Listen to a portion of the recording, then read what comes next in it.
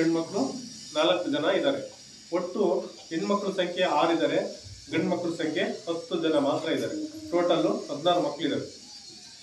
ಆಯ್ತಾ?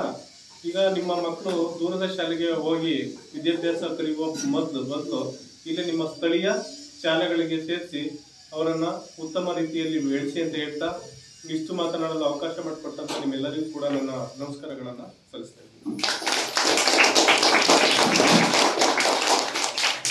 ಹಾಗೆ ಹೆಸರೇ ಹೇಳೋ ಹಾಗೆ ಸಮಗ್ರ ಶಿಕ್ಷಣ ಅಭಿಯಾನ ಕರ್ನಾಟಕ ಅಂದ್ರೆ ಸಮಗ್ರ ಅಂದ್ರೆ ಪ್ರತಿಯೊಂದು ವಿಷಯ ಶಾಲೆನಲ್ಲಿ ನಡೀತಕ್ಕಂಥ ಶೈಕ್ಷಣಿಕವಾಗಿರ್ಬೋದು, ಸಾಮಾಜಿಕವಾಗಿರ್ಬೋದು, ನಗದು ಪ್ರತಿಯೊಂದು ಹಣಕಾಸಿನ ವಿಷಯ ಇರ್ಬೋದು, ಪ್ರತಿಯೊಂದು. ಆಮೇಲೆ ಪೋಷಕರು, ಯಾಕೆಂದ್ರೆ ನಮಗೆ SSC ಬಂದಾಗಿಂದ ನಮಗೂ ಪೋಷಕರಿಗೂ ತುಂಬಾನೇ ನಂಟಿದೆ.